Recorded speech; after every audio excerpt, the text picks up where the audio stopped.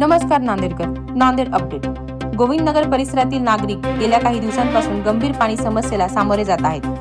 नळामधून पिण्यायोग्य पाण्याऐवजी थेट गटाराचे दुर्गंधीयुक्त आणि दूषित पाणी येत असल्यामुळे नागरिक संतप्त झाले आहेत. मंच हा माईक इंडिया न्यूजच्या प्रतिनिधींनी घटनास्थळी भेट दिली असता नळातून येणाऱ्या पाण्यात आळे, कचरा आणि दुर्गंधी स्पष्ट दिसून आली.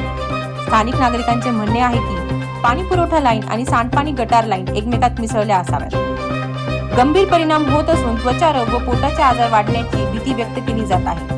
नागरिकांनी महानगरपालिकेला वारंवार तक्रारी केल्या असून अद्याप कोणतीही कारवाई करण्यात आलेली नाही. निवडणुकीच्या वेळी आमच्या दारात येणारे नेते आता आमच्या आरोग्याकडे पाठ फिरवत आहेत अशी खंत नागरिकांनी व्यक्त केली आहे. नागरिकांची मागणी आहे की दूषित पाणी पुरवठ्याचा तात्काळ तपास व्हावा, स्वच्छ पिण्याच्या पाण्याचा पुरवठा त्वरित सुरू करावा, पाणी व गटार लाईनची तपासणी करून कायमस्वरूपी उपाययोजना करावी. मंच हा mike India news network Nanded.